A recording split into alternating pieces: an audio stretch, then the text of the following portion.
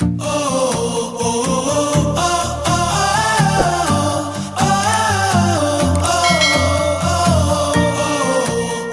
ba pangalan mo? Bakit?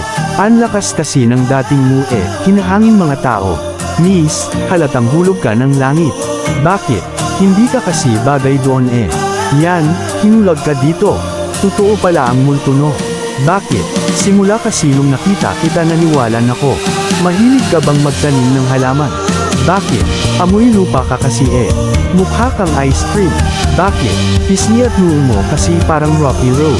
Nakakita ka na ba ng impakto? Hindi pa. Bakit? Kung di pa, tingin ka sa salamin. Alam mo para kang doc. Bakit? Doc ka kasi ng doc, wala ka naman kausap. Paano mo sasabihin sa iyong kaibigan na bungi-bungi siya ng hindi niya DADAMDAMIN? Wow!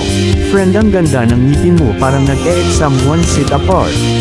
Kung araw-araw ko ba namang makikita pagmumukha mo, di sana, wala nang malungkot na araw ang dadaan sa buhay ko. Ang pag-ibig ay parang utot. Kahit anong gawin ay napakahirap itago. At pag ibinuga mo ang kimkim na damdamin, maaamoy ng lahat. Kahit hind ka man umamin. Hihihi, sana naging damit na lang ako.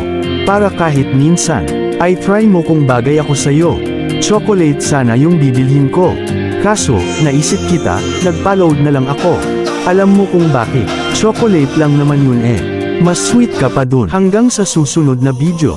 Maraming salamat, huwag kalimutan mag-subscribe.